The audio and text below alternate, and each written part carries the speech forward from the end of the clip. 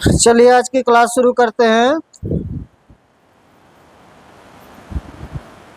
First question देखिए आज का। एक समबाहुभुज के प्रत्येक अंतःकोण का माप 120 डिग्री है। इस बहुभुज की कितनी भुजाएं हैं?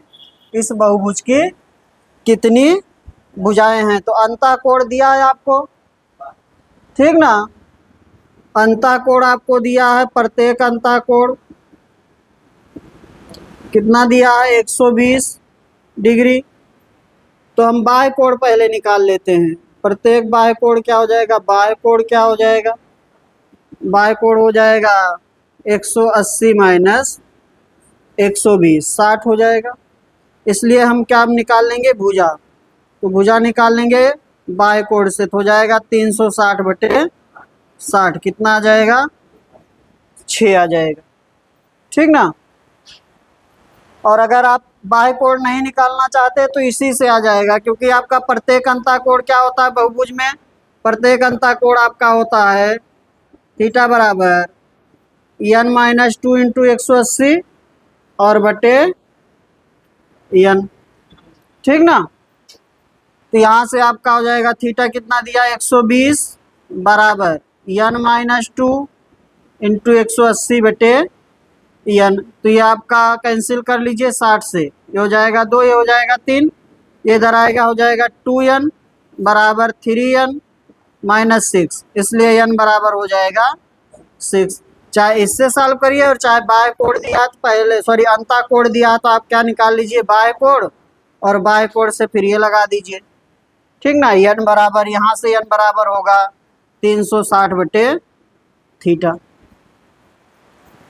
ठीक ना।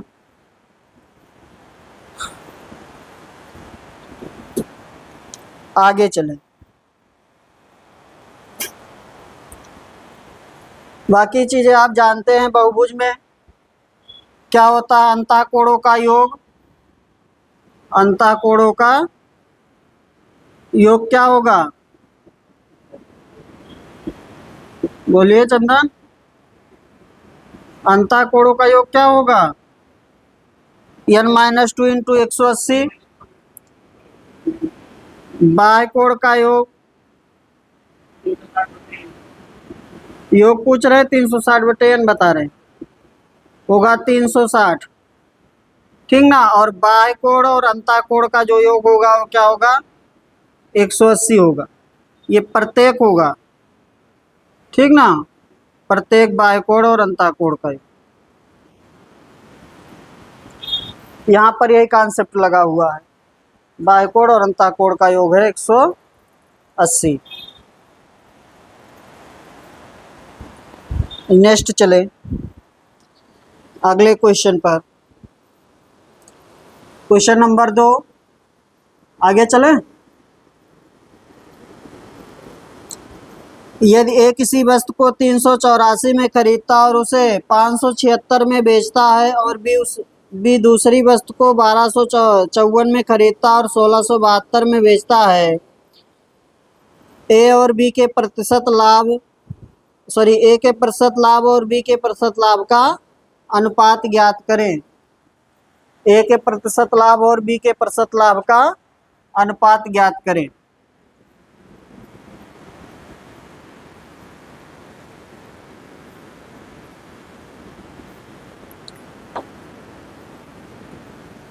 ए का प्रतिशत लाभ क्या हो जाएगा? 384 में खरीदा, 576 में बेचा, तो ए का प्रतिशत लाभ हो जाएगा, ए का प्रतिशत लाभ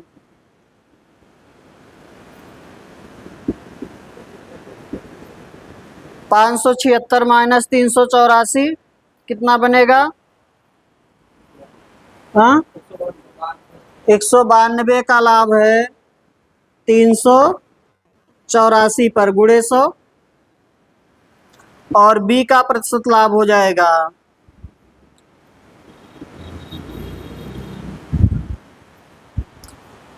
1254 में खरीदा है, 1672 में बेचा है, तो कितने का लाभ है?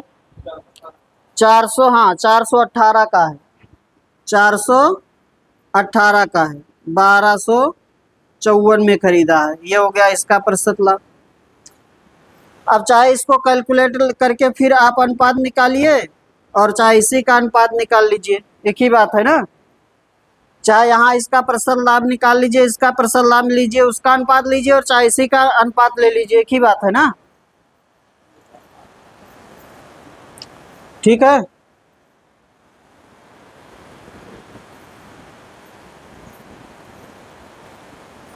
अगर इसको कैलकुलेट कर लिया तो इसको भी कर लीजिए, नहीं तो यही अनुपात ले लीजिए, वो भी सही है।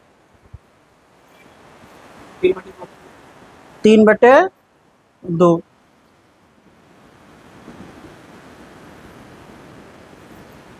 आगे चलिए।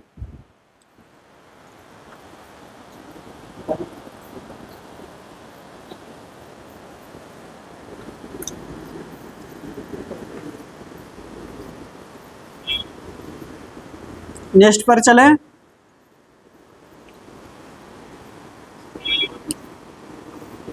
सरल करना है। साइन ए अपान 1 प्लस कास ए प्लस 1 प्लस कास ए अपान साइन ए। आसान क्वेश्चन है ये। अगला दिया आपका साइन ए अपान 1 प्लस कास ए प्लस 1 प्लस कास ए अपान साइन ए, यही लिखा है ना। सॉल्व कर लीजिए इसको, एलसीएम ले लीजिए। एलसीएम हो जाएगा 1 प्लस कास ए इंटू साइन ए, तो यहाँ पर हो जाएगा साइन स्क्वायर ए, और इसका इससे गुणा होगा तो 1 प्लस कास का होल स्क्वायर बनेगा, तो 1 बनेगा, प्लस कास स्क्वायर ए बनेगा, और प्लस 2 कास ए हो जाएगा। ठीक ना। तो इसका मान कितना हो गया, 1। Sine square plus cos square 1, और प्लस 1 पहले से तो हो गया 2 प्लस 2 कास ए बटे में 1 प्लस कास ए इंटू साइन ए। 2 कॉमन कर लीजिए, 1 प्लस कास ए अपान 1 प्लस कास ए इंटू साइन ए। ये कैंसिल हो गया 2 अपान साइन ए। 2 अपान साइन ए यानी कि 2 कास ए। ठीक ना, 2 कास ए।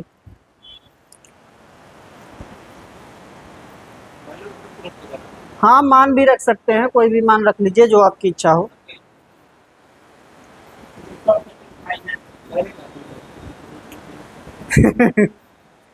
देखिए भाई, ये कह रहे हैं कि इधर वाला मिटा देते, ये कह रहे हैं कि वैल्यू रख लीजिए, कोई वैल्यू से भी कर सकते हैं। ठीक ना। कह रहे थीटा बराबर 90 डिग्री रख दीजिए, कोई दिक्कत नहीं, थीटा बराबर 90 या थीटा बराबर 0 रखने पर। ठीक ना, थीटा बराबर 90 या थीटा बराबर 0 रखने पर कोई दिक्कत नहीं है। 0 रखने पर दिक्कत है, बता रहे हैं क्यों। 0 जब रखेंगे तो ये समथिंग अपान 0 हो जाएगा। ठीक ना, तो इनफाइनाइट हो जाएगा। ये इनफाइनाइट से बचना है बस। जब भी आप वैल्यू रखकर करना चाह रहे हैं तो बस इतना रखना है कि समथिंग अपान 0 ना आए।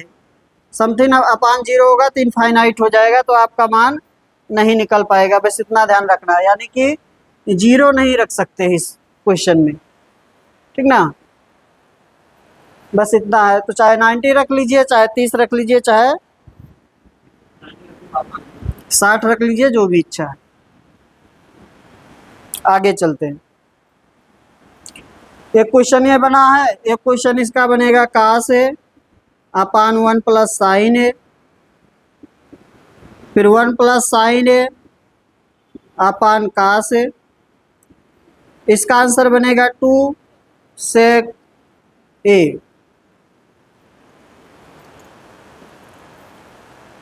आगे चले, चलो नेक्स्ट पर आ जाइए। निम्नलिखित में से कौन सा कथन सत्य नहीं है। समचतुर्भुज के आसन्न कोणों के किसी भी युग्म का योग 180 डिग्री नहीं होता है। समचतुर्भुज के विकर्ण एक दूसरे को समकोण पर समद्विभाजित करते हैं, ये सही है।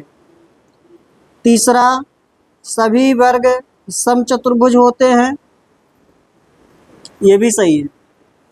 सभी समचतुर्भुज वर्ग नहीं हो सकते हैं, लेकिन सभी वर्ग समचतुर्भुज हो सकते हैं।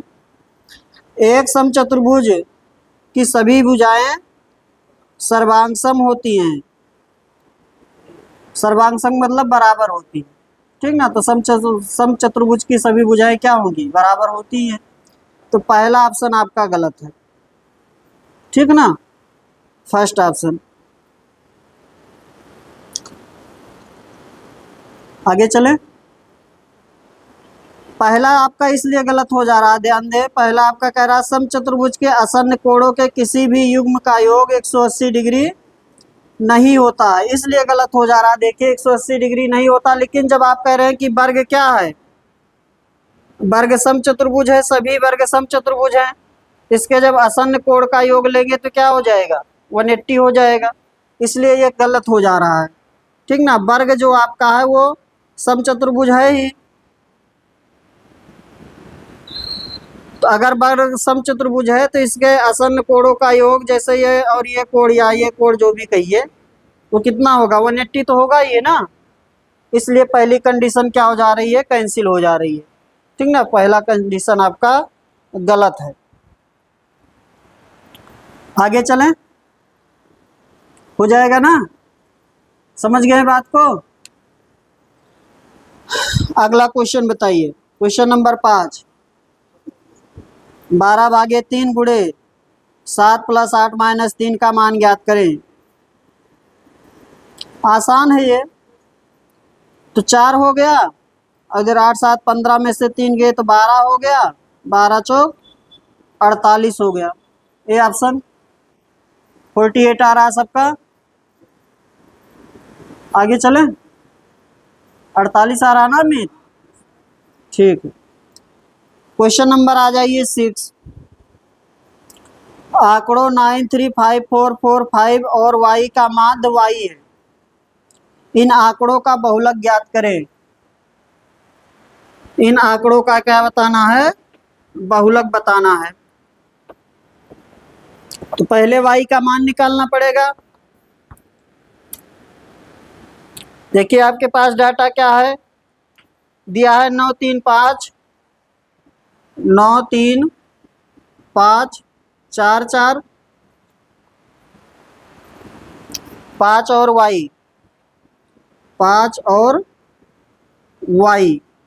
इसका जब माध्य निकालते हैं तो y आता है, तो इसका माध्य क्या होगा, 9 + 3 + 5 + 4 + 4 + 5 + y होगा, ठीक ना। बट्टे में कितना आ जाएगा, कितनी संख्या है, 2 2 4 2 6, एक 7 संख्या है, बट्टे 7। और इसका माध्य क्या आता है, फिर से y आता है, ठीक ना। माध्य क्या होगा, यही तो होगा माध्य आपका। माध्य कहिए या समांतर माध्य कहिए, या इसी को क्या कहिए, औसत कहिए। आंकड़ों का योग बटे आंकड़ों की संख्या। तो ये आपका हो जाएगा 9 3 12 5 17 17 8 25 5 30 हो गया। 30 + y बराबर 7y, इसलिए 6y बराबर 30, इसलिए y बराबर 5। अब यहाँ अगर 5 आ जाएगा तो इसका बहुलक क्या हो जाएगा, बहुलक हो जाएगा 5। 1 2 3 बार 5 आ रहा है, जो संख्या सबसे अधिक बार आएगी वही बहुलक होगा।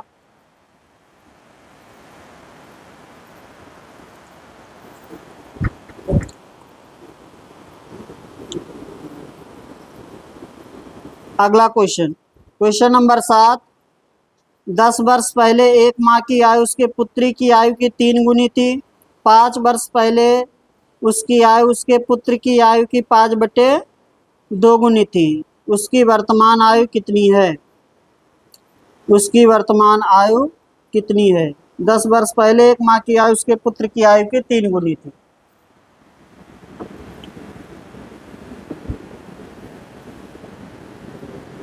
देखिए 10 वर्ष पहले अगर पुत्र x का है तो माँ कितने की है? 3x की है, ठीक ना। 10 वर्ष पहले पुत्र x वर्ष का है तो माँ कितने की है? 3x की है।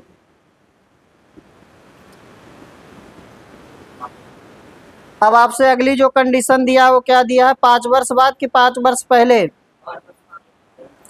5 वर्ष पहले।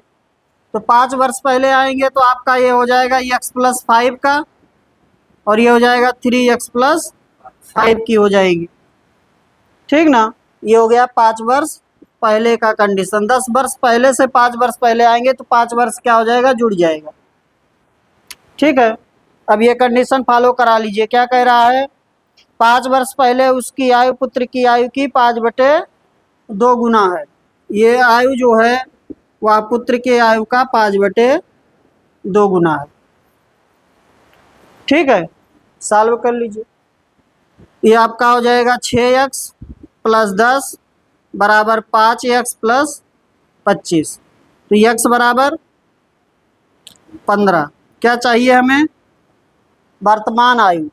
अब देखिए वर्तमान आयु चाहिए तो हम यहाँ की आयु निकाल ले रहे हैं 10 वर्ष पहले का। 10 वर्ष पहले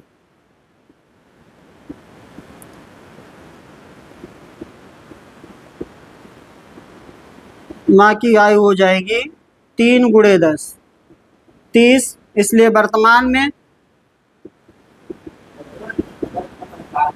क्या हुआ?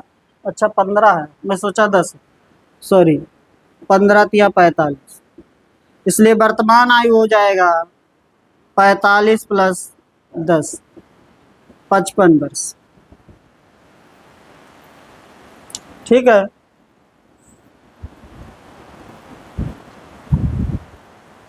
जब भी क्वेश्चन आए तो आप कोशिश करिए कि एक ही वेरिएबल में माने, ठीक ना। आगे चलिए। कुछ लोग इसको x y 2 वेरिएबल में मान लेते हैं, फिर वो ज़्यादा बड़ा हो जाता क्वेश्चन, सॉल्व करने में टाइम लगता है। फिर अगले क्वेश्चन पर चलते हैं। 3 संख्याएं एक दूसरे से इस प्रकार सहभाज्य को प्राइम है कि उनमें से पहली 2 संख्याओं का गुणनफल 357 और अंतिम 2 संख्याओं का 609 है। तीनों संख्याओं का योग ज्ञात करें। 3 संख्याएं क्या हैं? को प्राइम है, सहअभाज्य हैं, तो उनका मासा क्या होगा? 1 होगा, ठीक ना। जैसे 3 संख्याएं ए बी सी को प्राइम है, सहअभाज्य संख्या है।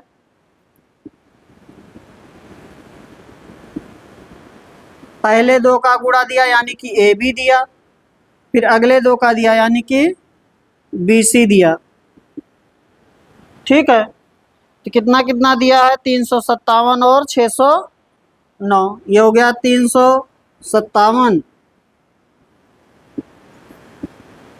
और 609, ठीक ना। इसका मतलब 20 में कॉमन है, इसका हम क्या ले लेंगे? एचसीएफ ले लेंगे। इसका एचसीएफ 1 होगा, ये जो संख्या है इसका एचसीएफ 1 होगा, यहाँ पर जो एचसीएफ होगा वो बी होगा, ठीक ना। तो एचसीएफ निकाल लीजिए 357 और 609 का। कितना होगा एचसीएफ?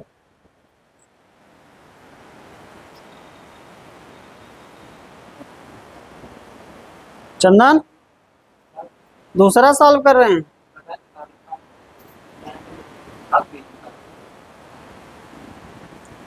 देखिए भाई, जब भी एचसीएफ आएगा तो क्या कर लीजिए? अंतर ले लीजिए। इसका अंतर ले लीजिए 609 का, और कितना है? 357। तो ये हो गया 2, ये हो गया 5, और यहाँ हो गया आपका 2, 252 हो रहा है ना। हाँ हाँ, तो इसका गुणनफल, इसका फैक्टर कर लेंगे, इसका फैक्टर कर देंगे 2 से तो 1 हो गया, 4 हो गया, 6 हो गया, सॉरी 1 हो गया, 2 हो गया, 6 हो गया ना। 2 से हो गया 4, सॉरी क्या मैं कर रहा हूँ, 6 और 3, फिर आपका हो जाएगा 3 से, 21 आ रहा है। हाँ,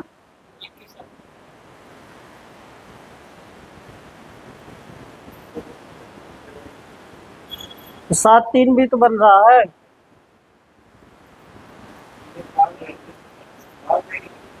हाँ ठीक है, वहां देख लीजिए ना 7 3 से कट रहा है कि नहीं। 3 से कट रहा है, 7 से देख लीजिए। 7 8 56, 7 7 49, ठीक है। हाँ तो इसका एचसीएफ 21 होगा। जैसे फैक्टर करेंगे तो उसमें कहीं ना कहीं मिल जाएगा आपको, जैसे 21 आ गया या 7 × 3 आ गया तो आप समझ गए। अच्छा 3 3 2 बार आए तो क्या 9 से कट रहा है? 9 से तो नहीं कट रहा है, 3 से कट रहा है, ठीक है तो 1 3 तो आएगा। 7 से देख लीजिए, क्योंकि 2 से तो कट नहीं रहा है, तो 7 से अगर कट रहा है तो 7 × 3 हो जाएगा, इसका एचसीएफ 21 हो जाएगा एचसीएफ। ऐसे कर लेंगे, और चाहे भाग विधि से कर लीजिए जैसे आप करते हैं। घटाना वाला ज़्यादा आसान रहता है, अभी 3 संख्या हो जाता तो ज़्यादा आसान हो जाता। जब भी घटाइए फिर जो संख्या बच रहा है उसका फैक्टर कर लीजिए। फैक्टर करेंगे तो आपको पता चल जाएगा किससे कट रहा है किससे नहीं। 2 2 से नहीं कट रहा है, साफ साफ दिख रहा है। 3 से कट रहा है, ठीक है। 1 3 और आ गया तो देख लेंगे क्या 9 से कट रहा है? 9 से नहीं कट रहा है, और 7 से कट रहा है, इसलिए इसका एचसीएफ क्या हो जाएगा? 7 × 3 21। तो एक संख्या कितनी हो गई? 21, यानी कि बी का मान आपका हो गया 21। इसलिए ए कितना हो जाएगा? 357/21। और 609 कितना हो जाएगा? ये भी हो जाएगा 609/21, सी का मान। ये कितना आ जाएगा? ए हो जाएगा 17, और सी 23, 29 आ रहा है, ठीक है। हमें इसका क्या चाहिए? You, A plus B plus C. 21 plus 17 plus, या 17 प्लस 21 ऐसे लिखिए, 17 प्लस 21 प्लस 29, 67।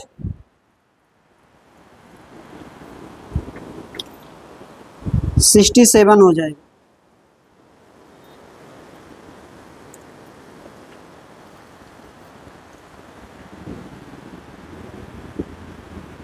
आगे चलें, इम्पॉर्टेंट क्वेश्चन है ये। हाँ नहीं, वो देखना पड़ेगा, ठीक ना। पॉसिबिलिटी ये रहती है कि कोई अभाज्य गुणनखंड बनेगा, पॉसिबिलिटी ये रहती है कि कोई अभाज्य गुणनखंड, यानी कि जिसका फैक्टर ना हो पाए। तो जिसका फैक्टर ना हो पाए तो 7 वैसे बनना चाहिए था, लेकिन कभी कभार ऐसा रहता है कि कोई एक और उसमें आ जाता है।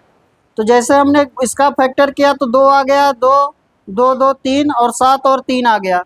तो अगर एचसीएफ में 2 कहीं आ रहा होगा तो संख्या 2 से कटनी चाहिए। तो साफ साफ दिख रहा है, या तो यहाँ सम होगा या तो 0 होगा, तो 2 से तो कटेगी नहीं, तो ये तो नहीं आएगा एचसीएफ में। फिर 2 बार 3 आ गया, पहले एक बार देख लेते हैं। 3 से कट रहा है, ठीक है। 2 बार आ गया तो क्या 9 से कट रहा है? 9 से डिविजिबिलिटी जान ही रहे, अंकों का योग, तो नहीं कट रहा है। इसलिए आप 7 से देख लेंगे, 7 से कट रहा, तो एक 3 से कट रहा है, एक 7 से कट रहा है, यानी कि इसका एचसीएफ होगा 3 × 7। ऐसे कर लेंगे। वैसे मैक्सिमम ऐसे आता है कि एक अभाज्य संख्या आती है, लेकिन इसमें नहीं आ रहा तो बात अलग है।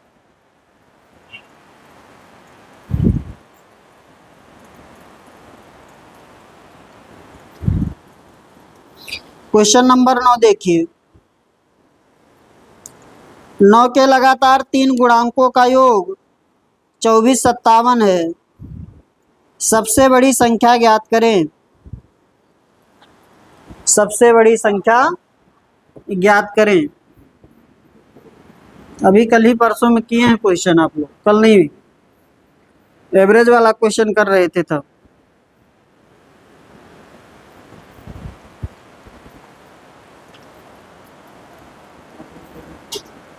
हाँ कितना होगा चंदन?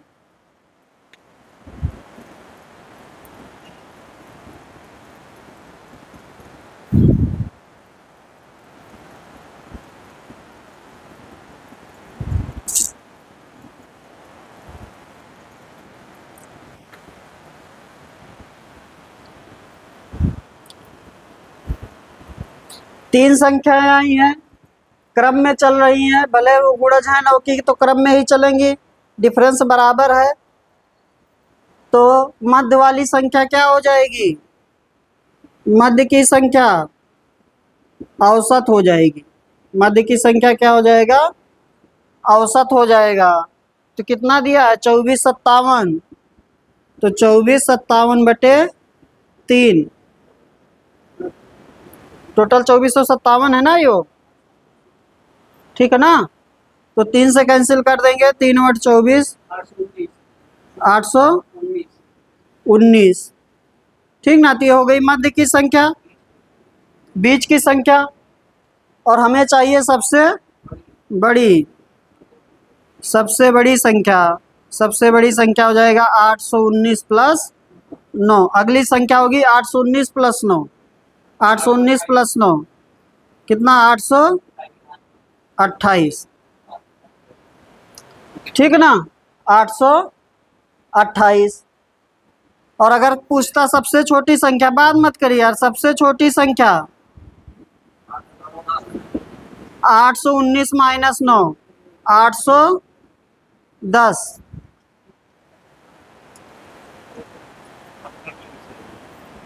क्या किए हैं? तो कहाँ हम 9 से भाग कर रहे हैं?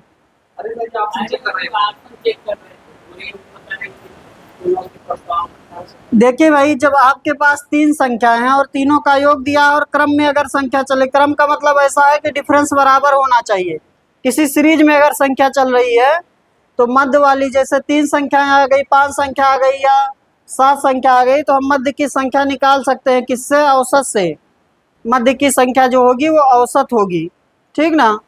तो योग दिया था 2457 और 3 संख्या है, तो 3 से भाग किए तो हमें दूसरी संख्या, 3 संख्या अगर आपके पास है तो मध्य की संख्या कौन सी होगी? दूसरी वाली संख्या औसत होगी। तो दूसरी संख्या पता चल गया, हमें चाहिए सबसे बड़ा। तो 819 ये हो गया, तो अगला 9 का गुणज चाहिए, अगला 9 का गुणज, जिसमें 9 जोड़ देंगे तो अगली 9 का गुणज संख्या पता चल जाएगी। और अगर सॉल्व करना है तो देख लें, मेथड देख लें। ये तो हो गया आपका औसत के हिसाब से। सॉल्व ऐसे करेंगे इसको, पहला गुणज हो गया 9x, अगला हो गया 9x + 9, और अगला हो गया 9x + 18, ठीक ना? जोड़ देंगे सबको तो हो जाएगा 27x और प्लस 27 बराबर 2457।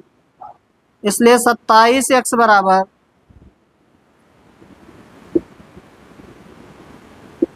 2457 - 27। x का मान निकाल लीजिए। 24 में से 2457 में से 27 घटाएंगे तो आ जाएगा आपका 2430 ना, और बट्टे 27।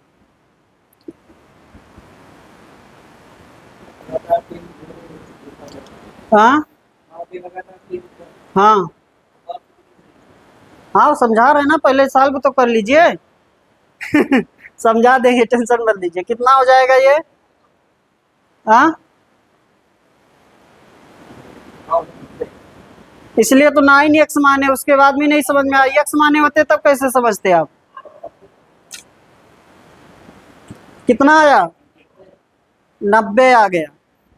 इसलिए पहली संख्या हो जाएगा 9x, 90 × 9 810 आ रहा था ना यहाँ पे, 810।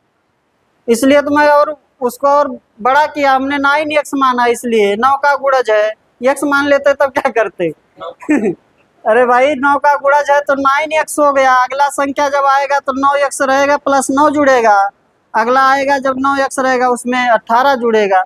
जैसे देखिए, 9 का गुणज का मतलब क्या हो गया? 1 हो गया 9, तो अगला हो गया 18, अगला हो गया 27, ऐसे चलेगा, ठीक ना?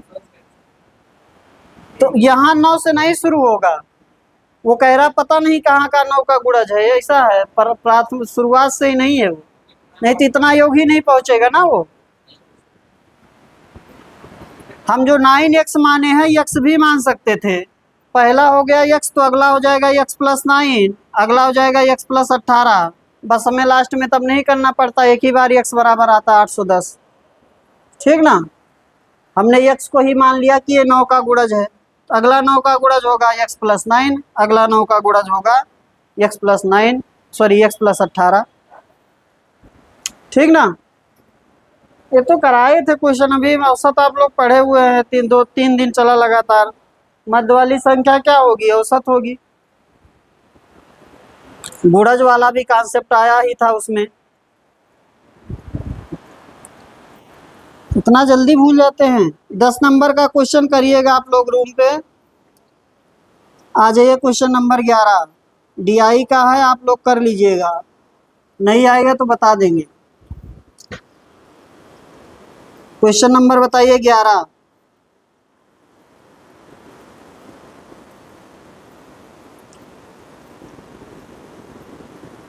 DI का क्वेश्चन आया था उसमें, NTPC में आया था। हाँ, नहीं आया था आपने, आया था।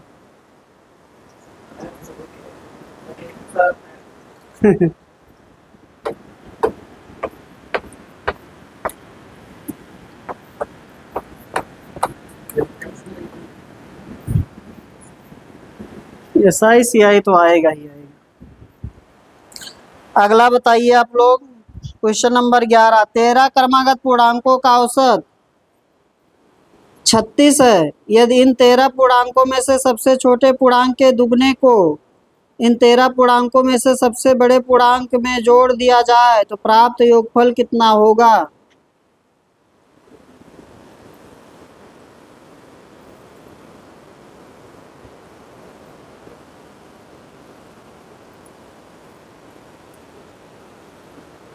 अभी अभी क्वेश्चन करके आ रहे हैं। 13 है तो विषम संख्या है, संख्याओं की संख्या क्या है, विषम है, तो मध्य वाली संख्या क्या होगी, औसत होगी। 13 में मध्य की संख्या क्या होगी, सातवीं संख्या होगी। 13 में मध्य की संख्या क्या होगी, सातवीं संख्या होगी ना। देखिए पूरा x मान रहे हैं शुरू से लेकर लास्ट तक। चलिए ठीक। देखिए भाई कह रहा 13 क्रमागत पूर्णांक है, तो 13 क्रमागत पूर्णांक है यानी कि संख्याओं की संख्या क्या है, विषम है। 13 संख्याएं हैं और क्रमागत पूर्णांक है, तो अगर हम कहें कि 13 में मध्य वाली संख्या कौन सी संख्या पड़ेगी, सातवीं संख्या पड़ेगी, तो हम सातवीं संख्या सीधा लिख सकते हैं। सातवीं संख्या यानी कि मध्य की संख्या, मध्य की संख्या क्या होगी, औसत होगी। और औसत कितना दिया है, 36। तो सातवीं संख्या हमें पता चल गया, ठीक ना। सातवीं पता चल गया तो छठवीं आप लिख सकते हैं, फिर पांचवी लिख सकते हैं। इस तरीके से आप लिखते जाएंगे। तो पहली संख्या में कितने का डिफरेंस होगा, सातवीं से 6 का डिफरेंस होगा। तो अगर हम कहें फर्स्ट संख्या जो होगी वह क्या हो जाएगी, 36 माइनस 6 होगी,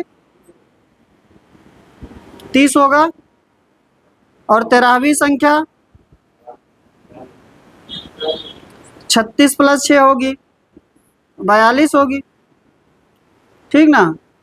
तो पहली संख्या पता चल गया और 13वीं संख्या में चाहिए क्या, पहली संख्या का दुगना। तो हमें चाहिए फर्स्ट का 2 टाइम्स और प्लस लास्ट संख्या, तो हो जाएगा 2 गुणे 30 और प्लस 42, 60 प्लस 42 100।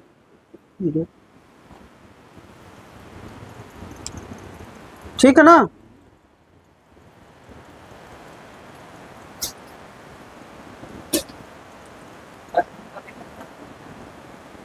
किए हैं कि नहीं है,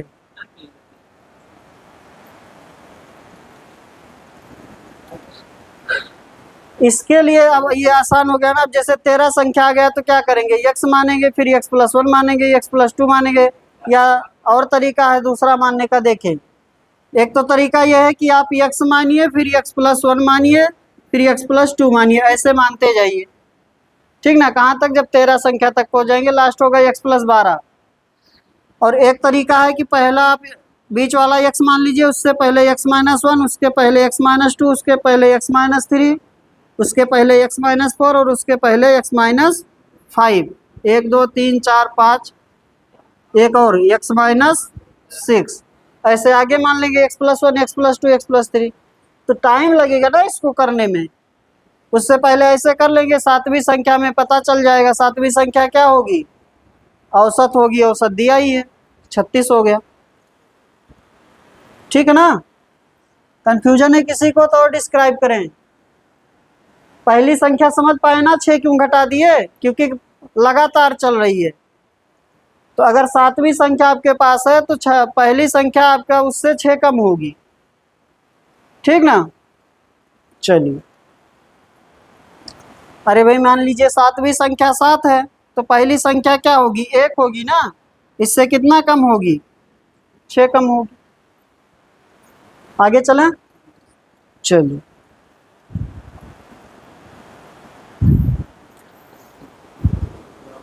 क्वेश्चन नंबर 12 आप लोग करेंगे इसे कि करा दें? बताइए तो। हाँ, क्वेश्चन लगा दीजिए 12 नंबर।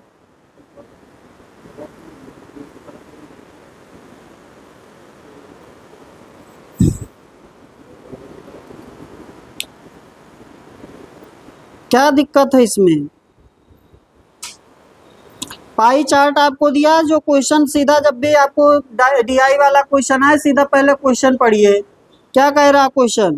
क्वेश्चन कर रहा है कि यदि 100 पावर बैंक का निर्माण किया जाता है और उनकी निर्माण लागत कितना है? 50,000 है। तो इस प्रकार पावर बैंक का विक्रय मूल्य कितना होना चाहिए ताकि निर्माता को 50% का लाभ प्राप्त हो? एक पावर बैंक का कितना हो जाएगा? 500। ठीक ना? और 50% लाभ चाहिए आपको। 500 पे 50%। कुछ और हमसे पूछ रहा ना ये।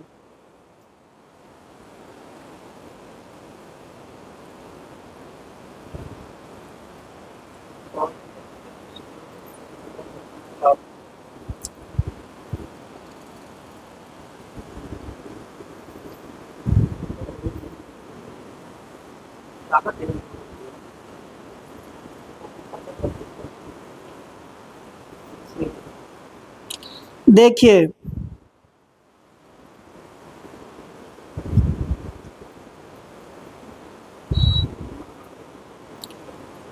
आपका निर्माण लागत जो दिया है 50,000, ये 30% का मान दिया है, यही ना?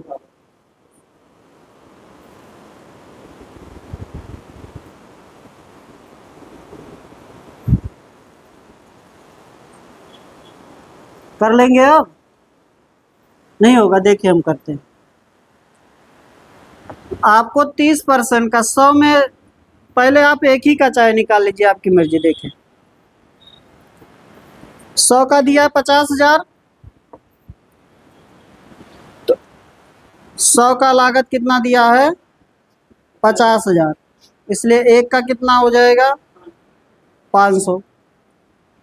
ठीक ना? और बी निर्माण जो है वो कितना है? 30% है। बी निर्माण कितना है? 30% है। तो 30% बराबर आपका 500 है। इसलिए आपका 100% निकालेंगे तो कितना हो जाएगा? 500/30 और गुणे 100, इतना हो गया। अब इस पे हमें चाहिए 50% का लाभ। 50% का लाभ जोड़ेंगे तो हो जाएगा 500/30 गुणे 100 और गुणे 150/100। 100 से 100 कैंसिल, और ये 0 से 0 और ये 3 से 5, कितना हो गया? 2500। ठीक ना? 2500 बी निर्माण आपका दिया है। बी निर्माण लागत जो दिया है वो आपका दिया है 30%। हो जाएगा? आगे चलें।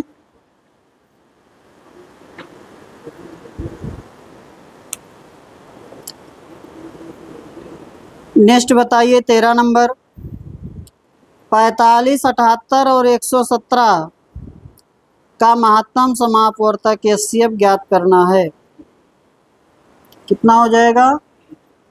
3।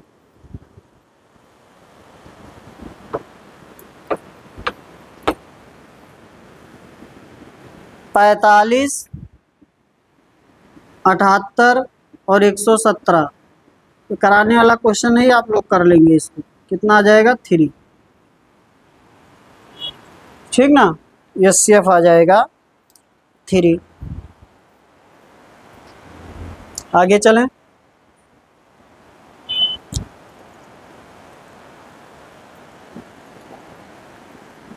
ठीक है ना, कराना तो पड़ेगा नहीं, ये तो आसान है भाई। 2 ही में कंफ्यूजन है, या तो 9 होगा या तो 3 होगा, यही ना। या तो 9 होगा या तो 3 होगा, लेकिन ये 9 में नहीं आ रहा ना, ये 8, 7, 15 ही हो रहा है। ये 3 से ही कट रहा है, 9 से नहीं कट रहा है। आगे चलें। चलिए, ये चक्रवृद्धि ब्याज पर निवेश की गई कोई धनराशि 10 वर्ष में स्वयं की दोगुनी हो जाती है, तो ब्याज समान दर पर समान धनराशि कितने वर्ष में 16 गुनी हो जाएगी? 10 वर्ष में 2 गुना, कितना गुना करना है? 16 गुना करना है। 10 वर्ष में हुआ है 2 गुना, कितना गुना करना है? 16 गुना। 16 गुना यानी कि 2 की पावर 4, इसलिए समय हो जाएगा 10 गुणे 4, कितना हो जाएगा? 40 वर्ष। कितना हो जाएगा? 40 वर्ष। ये किसमें आपका काम करेगा? CI वाले में। ठीक ना, जो भी गुना हो रहा है और आगे जो गुना बन रहा है उसी के पावर में बनाएंगे। तो ये आपका 2 गुना है, तो इसको 16 गुना को 2 की पावर में बनाएंगे, तो 2 की पावर में 4। जो यहाँ पावर में बनेगा, यहाँ समय में उसका क्या होगा? गुणा होगा, समय में मल्टीप्लाई होगा उसका। ठीक ना, और साधारण ब्याज में अलग चलेगा। हो जाएगा। चलिए,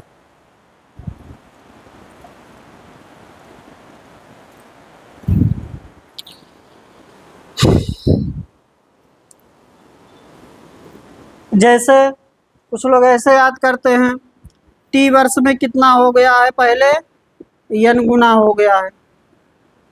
अब ये m गुना होना है, और m गुना जो है वो n की पावर p है, इसलिए समय जो होगा हो जाएगा t इंटू p। ठीक ना, आगे चलिए। नेक्स्ट क्वेश्चन देखे। हाँ, बेसिक लगा रहे, बेसिक भी लग जाएगा, कोई दिक्कत थोड़ी है। काहे नहीं बैठ रहा है? बेसिक लगा दें। देखिए, 10 वर्ष में कितना हुआ है? कोई धन 2 इधर दिख रहा है ना, बेसिक देख लीजिए, 2 गुना हुआ है। ठीक ना, और ये करना है कितना? 16 गुना।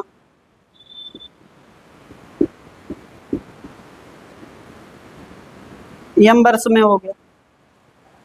अब ये जो है यहाँ पर बनाए, यहाँ पर रखेंगे, इसको बना देंगे 2 की पावर 4, और ये वाला मान जो इधर है इसको यहाँ लाकर रख देंगे।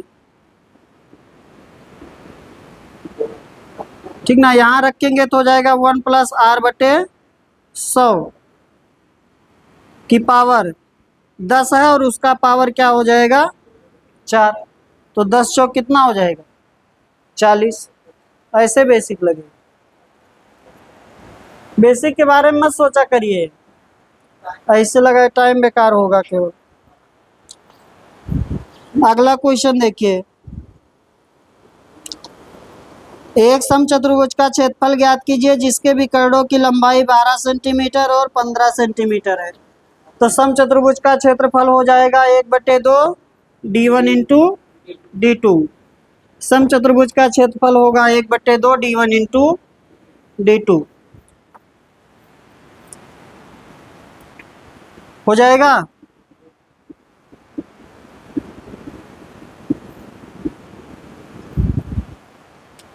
समचतुर्भुज का क्षेत्रफल हो जाएगा 1/2 d1 इंटू d2। बाकी चीजें हमने आपको बता दी हैं। समचतुर्भुज का ये क्षेत्रफल हो गया। परिमाप आपको पता ही है, 4a होता है। और विकर्ण तथा भुजाओं में संबंध जो होता है 4a² इक्वल टू d1 का स्क्वायर प्लस d2 का स्क्वायर। चाहे ऐसे याद रखिए, चाहे याद रखिए a² अपान d1/2 का होल स्क्वायर प्लस d2/2 का होल स्क्वायर।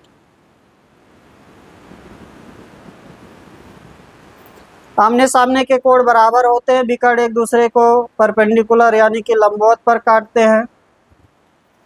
समचतुर्भुज की प्रॉपर्टी इतनी होगी। आगे चलिए,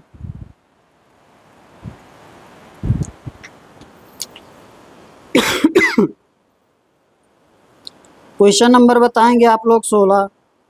निकटतम लेना है तो इसको ले लीजिए 126 माइनस 36 प्लस 4 गुणे 16, ठीक ना। लगा दिए ना क्वेश्चन। आपका हो जाएगा 126 माइनस 35.92 दिया तो इसको ले लीजिए 36 प्लस 3.89 है तो इसको ले लीजिए 4 और आगे आपका है 16.11 तो इसको ले लीजिए 16। सॉल्व कर लीजिए।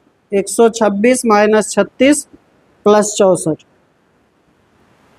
कितना आया? 154। लगभग में मान बताना है तो दशमलव हटा के सॉल्व कर लेंगे। अगला बताइए, under root 144 plus under root 0.0169 minus under root 4.41।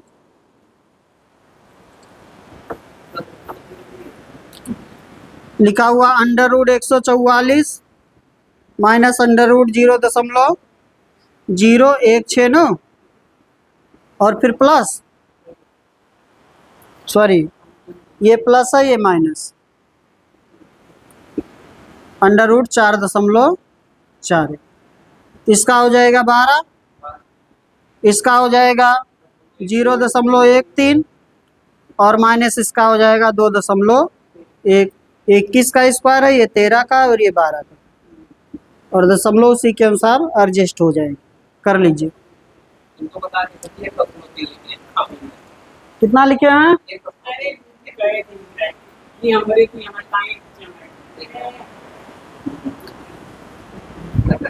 10.03।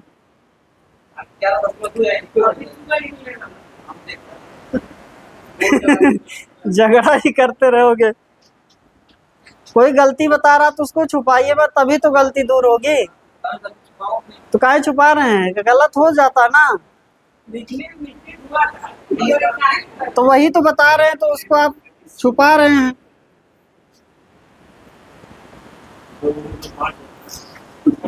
Question number 18 बताइए।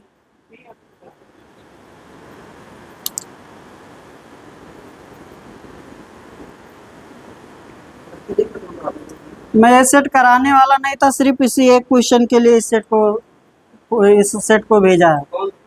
एकाएक दिमाग पड़ गया नज़र में तो हम कहे ये सेट करा देते हैं, सिर्फ इसी एक क्वेश्चन के लिए, नहीं तो इसको कराता ही नहीं। हाँ 18 नंबर क्वेश्चन बताइए। अरे डी पर जाना चाहिए, सी पर लगाकर बताइए। कहाँ लगाए हैं?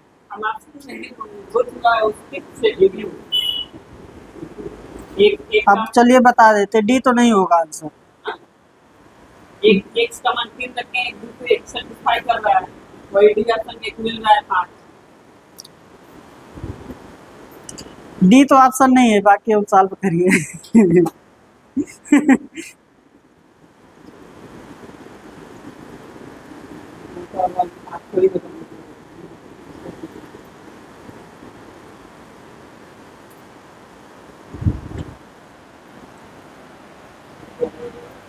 अरे पहले समीकरण लिखिए तो कुछ ना कुछ तो दिखेगा।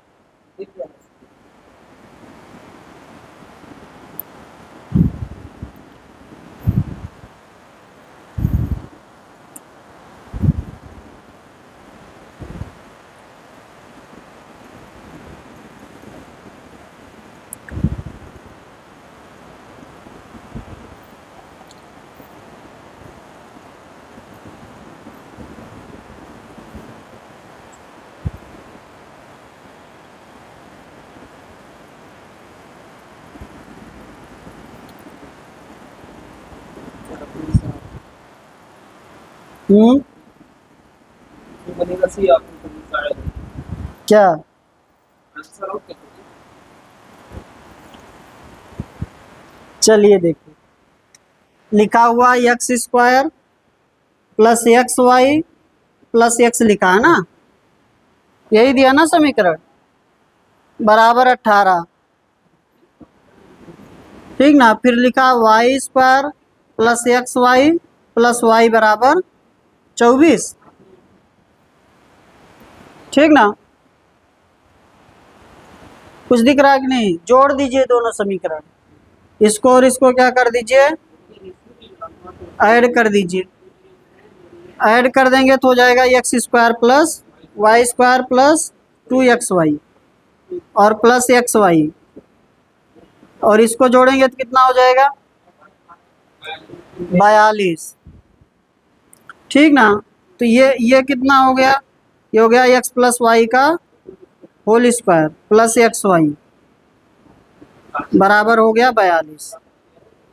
ठीक ना, इसमें से एक्स प्लस वाई क्या कर लीजिए, कॉमन, एक्स प्लस वाई हो गया, एक्स प्लस वाई और प्लस 1 बराबर कितना हो गया, 42। ठीक ना, तो कितना हो जाएगा, इसको फैक्टर कर लीजिए, 6 गुणे 7। ठीक है, एक्स प्लस वाई बराबर क्या हो गया, 6 हो गया। और इसको भी लेंगे जब एक्स प्लस वाई और प्लस 1 बराबर 7 लेंगे तब भी एक्स प्लस वाई बराबर क्या आएगा, 6 आएगा। ठीक ना, और इसको चाहे ऐसे ले लीजिए, -6 गुणे -7,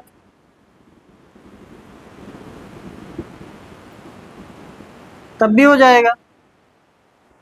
तो एक्स बराबर आएगा, एक्स प्लस वाई आपका आएगा 6 और -7। कहाँ से 6 या -7। ठीक है ना, देखिए जब -7 ले लेंगे, समझे, जब एक्स प्लस वाई -7 ले लेंगे, -7 हो गया तो ये मान कितना हो जाएगा, यहाँ पर -7 रखेंगे तो +1, ये हो जाएगा -6। ठीक ना, और इसका गुणा कर देंगे तो फिर से कितना आ जाएगा, 42 आ जाएगा। ठीक ना, तो एक्स प्लस वाई बराबर आ जाएगा 6 या -7। आगे चलें, जैसे 6 आपके पास आ गया तो कितना ऑप्शन कट गए, 2 ऑप्शन कट गए, या तो अब बी होगा या तो सी होगा। अब -7 रख के देख लीजिए, एक्स प्लस वाई का मान -7, जब -7 यहाँ रखेंगे तो यहाँ -7 होगा और यहाँ -6 होगा, तो दोनों का गुणा हो जाएगा ना 42, -7 मिलेगा, इस समीकरण को घटा दीजिए तो मिल जाएगा -7। आगे चलें, चलिए मिटा दें।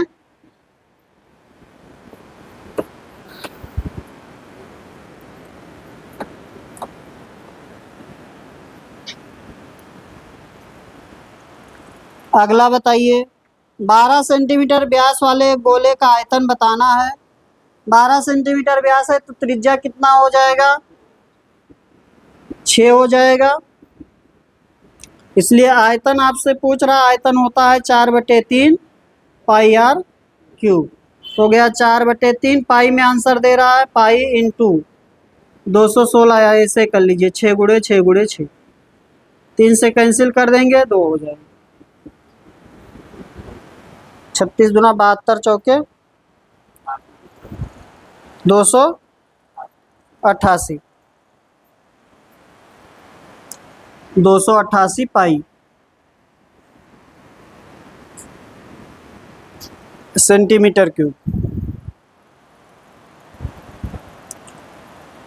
आगे चलें,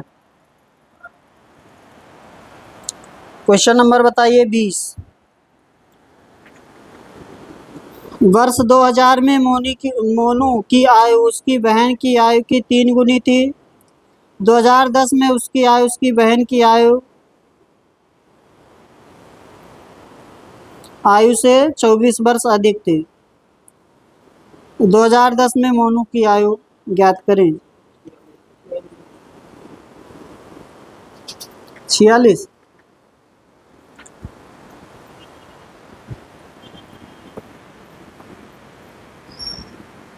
2000 में बात कर रहा, पहले कंडीशन दिया है 2000 का, मोनू है और उसकी बहन है, ठीक ना। मोनू जो है, मोनू की आयु बहन की आयु की 3 गुनी, अभी तो क्वेश्चन किए हैं एक ना, तो ये x हो गया, ये 3x हो गया। 2010 में आ जाइए, 2010 में आएंगे तो ये हो जाएगा 3x + 10 और ये हो जाएगा x + 10 इनकी आयु। अब अगली कंडीशन फॉलो करा लीजिए। 2010 में उसकी आयु, किसकी, मोनू की आयु उसकी बहन की आयु से 24 वर्ष अधिक है, तो यहाँ आप जब माइनस कर देंगे तो आपका आ जाएगा 24 वर्ष, ठीक है। यानी कि 2x बराबर 24, इसलिए x बराबर 12। मोनू का चाहिए 2010 का, मोनू का 2010 की आयु यहाँ पर लिखा हुआ है कितना, 3x + 10, तो 12 तिहाई 36, 10 46। आगे चले, नेक्स्ट बताइए क्वेश्चन नंबर 21। आसान है, सबका हो जाना चाहिए।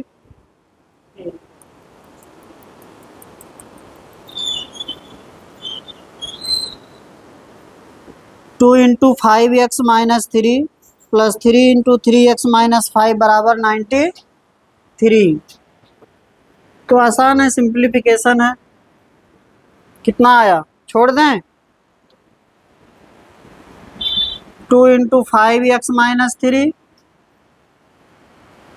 और प्लस 3 इंटू 3x - 5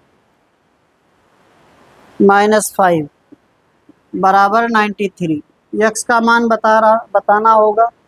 ये हो जाएगा 10x - 6 + 9x - 15 बराबर 93। ये हो गया 19x और इधर जाएगा 21 जुड़ेगा तो आपका हो जाएगा 114, इसलिए x बराबर 6। आगे चले, आपको लिखा दो घात समीकरण 6 - 5x² - 8x बराबर 0 के मूलों का गुणनफल बताना है। 6x - 5x², 6 - 5x² और -8x बराबर 0, मूलों का गुणनफल बताना। पहले इसको सही से लिख लीजिए क्रम में, तो लिखा जाएगा -5x² - 8x और +6 बराबर 0। अब लिखेंगे मूलों का गुणनफल, मूलों का गुणनफल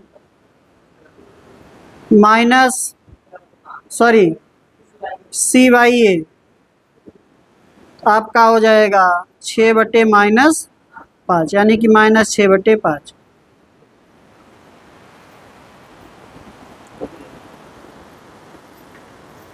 ठीक ना, पहले क्रम में लिखेंगे फिर लिखेंगे। तो ये आपका हो गया, और मूलों का गुणनफल होता है, मूलों का गुणनफल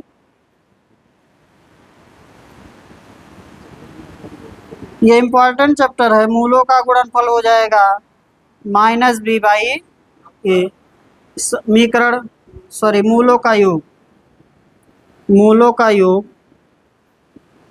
-B/A, ax² + bx + c प्रकार का कोई समीकरण है, दो घात समीकरण। अल्फा प्लस बीटा जो होगा -B/A और अल्फा इंटू बीटा जो होगा C/A।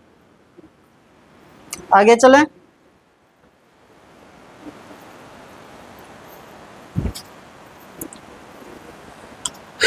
अगला बताइए। 3 की पावर 0 + 3 की पावर -2 + 3 की पावर -1 × 27 का मान बताएं।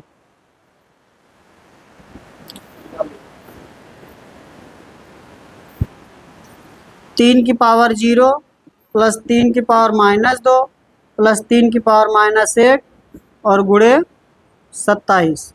तो 3 की पावर 0 कितना होगा 1 और 3 की पावर -2 क्या होगा 1/9 प्लस 3 की पावर -1 क्या होगा 1/3 इंटू 27। सॉल्व कर लीजिए कितना हो गया 9। ये 9 हो गया, ये 1 हो गया, ये 3 हो गया, गुणे 27 39। ठीक ना।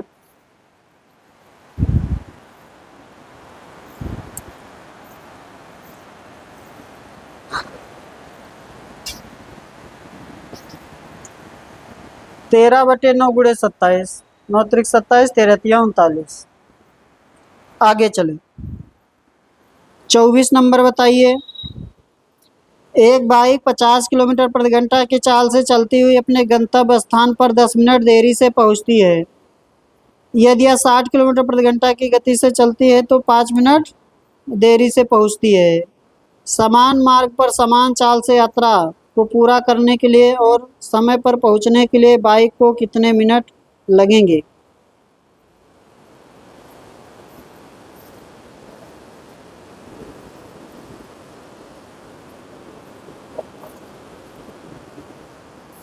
क्या हुआ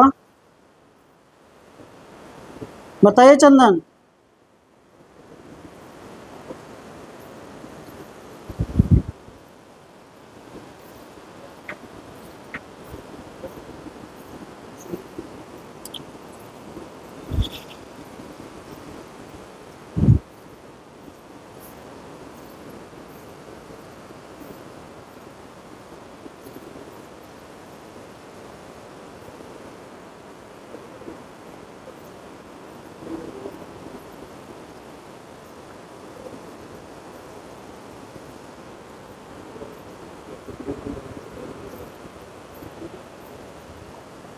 कितना आया? हाँ, दो दो आंसर बता रहे हैं।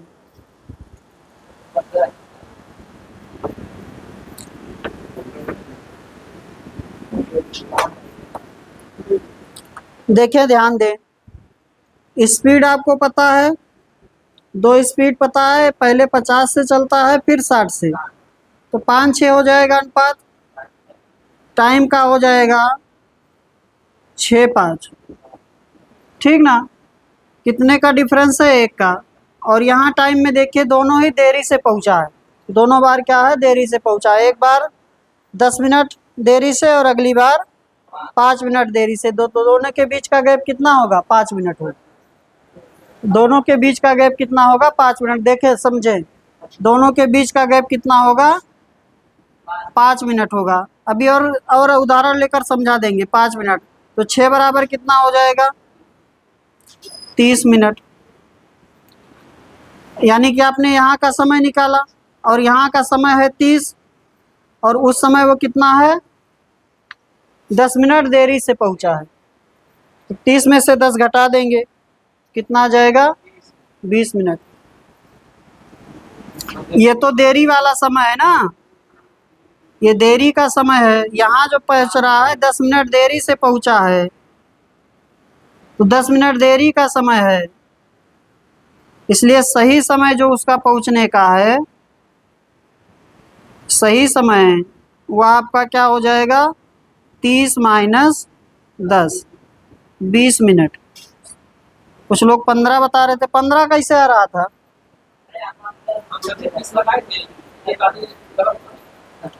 कुछ लोग हो सकता है इसको निकाले हों। ध्यान दे आपने गलती कहाँ किया है। 1 बराबर 5 आ गया तो 5 बराबर कितना हो गया? 5 गुणे 5, 25 मिनट। ठीक ना। तो यहाँ 5 ही मिनट घटेगा, क्योंकि यहाँ का देरी का समय कितना है? 5 मिनट देर से। ठीक है ना। तो यहाँ जब आप इसको ये टाइम निकालेंगे तो यहाँ केवल 5 मिनट घटेगा, तो यहाँ भी आएगा 20 मिनट।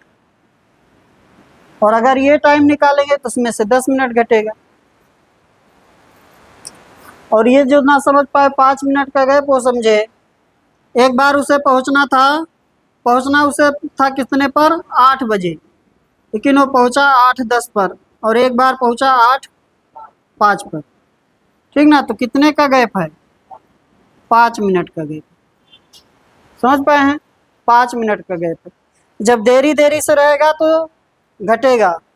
पहले और मैंने पहले पहले रहेगा, पहले और बाद दो हो सकता है, या तो पहले पहुंचेगा या तो बाद में पहुंचेगा। ठीक ना। पहले पहले रहेगा तब भी घटेगा, और बाद बाद रहेगा तब भी टाइम का डिफरेंस ही लेंगे। और पहले बाद रहेगा तो टाइम जुड़ेगा, और ये जो आपका अनुपात आएगा ये हमेशा अंतर ही लिया जाएगा। ठीक है ना। ऐसे याद कर लीजिए अगर कंफ्यूजन होता है।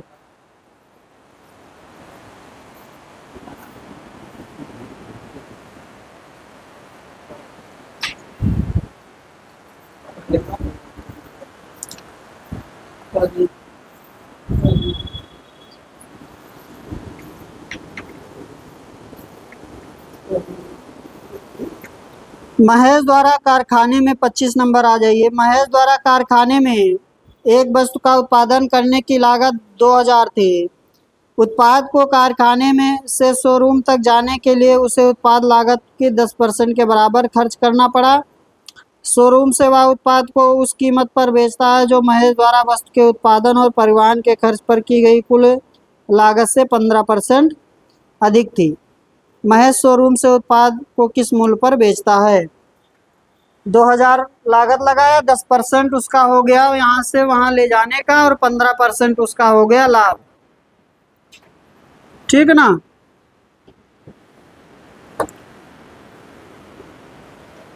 तो उसका जो विक्रय मूल्य हो जाएगा वो हो जाएगा 2000 लागत लगाया है, 10% हो गया यहाँ से वहाँ परिवहन का खर्च, यानी कि वो बढ़ के हो जाएगा 11/10, और फिर आपका है 15% का लाभ, तो हो जाएगा 23/20 या 115/100।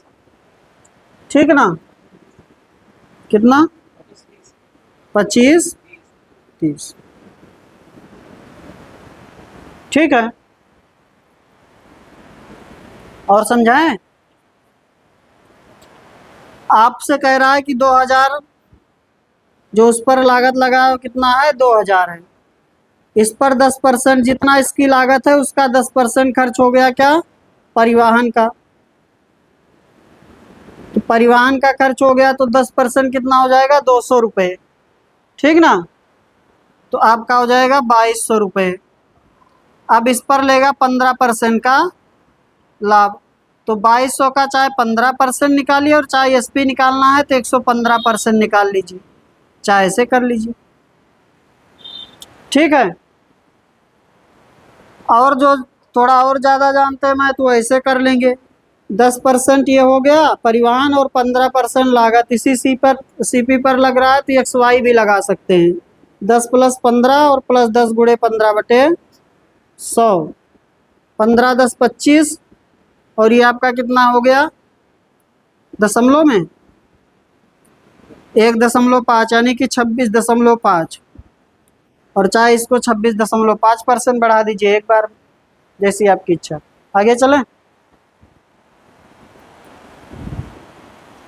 आप ऐसे ही करिए, ये ज़्यादा सही रहे। आगे चलें। कुछ लोग अनुपात भी बना लेंगे, उनकी मर्जी, अनुपात भी बन जाएगा बनाना चाहेंगे तो। आगे आ जाइए नेक्स्ट पर।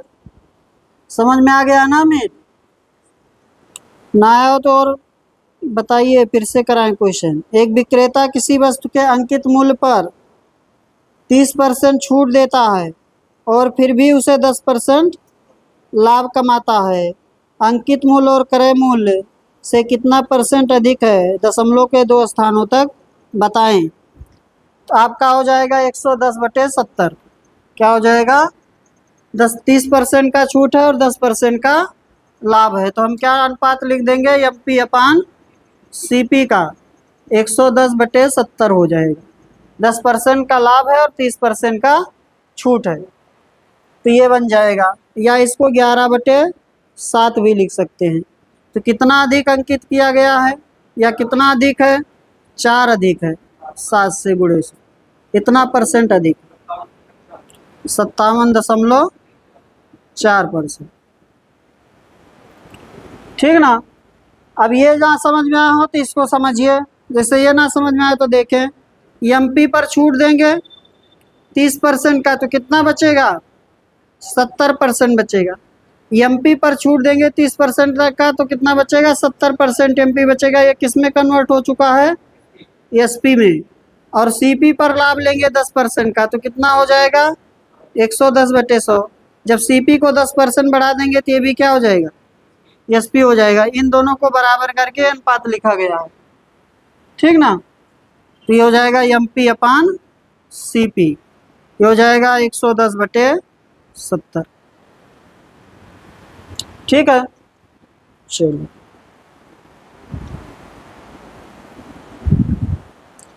तो हम लोग सीधा लिखेंगे, इतना का ये लाइन करने की जरूरत नहीं है, ऐसे सीधा लिख लेंगे ना, एमपी अपान सीपी सीधा लिख देंगे।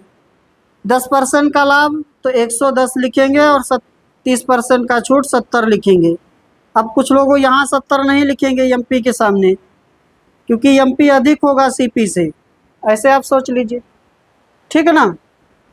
आगे चलिए, बाकी अगर पूरा करेंगे तो ऐसे करेंगे उसे। नेक्स्ट पर चलें, अगला आपका है, अच्छा ये 57.14 आ रहा है ना, 57.4 बोल दिए थे क्या, 57.14% होगा। क्वेश्चन नंबर आइए 27। एक धनराशि को 4 सदस्य ABCD में 4793 के अनुपात में बांटा जाना है। यदि सी को डी से 720 रुपये अधिक मिलते हैं तो डी का हिस्सा है, तो कितने का अधिक है, इस यहाँ पर 6 की अधिकता है। कितने की अधिकता है, 6 की।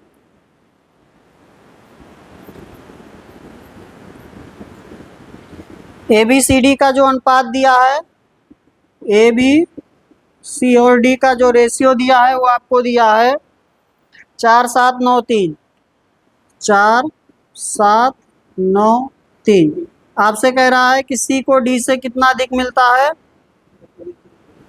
720 रुपये, ठीक है 720, इसलिए 1 बराबर 120। हमें चाहिए किसका हिस्सा, डी का, डी चाहिए, 3 चाहिए, तो यही निकाल लेते पहले 3 का मान, 2 से भाग कर देते क्या, ठीक है ना। 12 तिहाई 36, 360।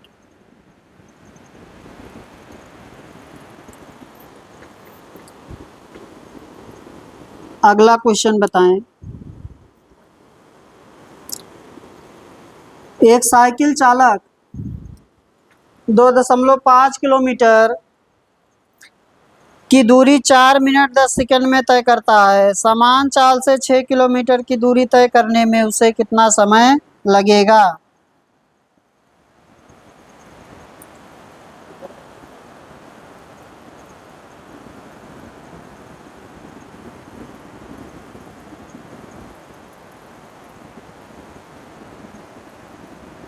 कितना, सबका रहा 10।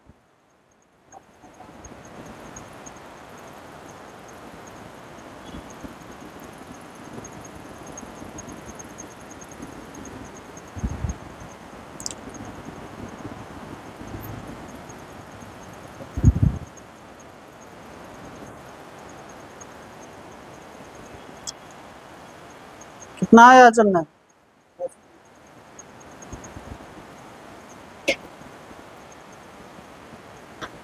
जब आ गया तब क्या लगा रहे हैं, तो क्वेश्चन भी आगे नहीं है।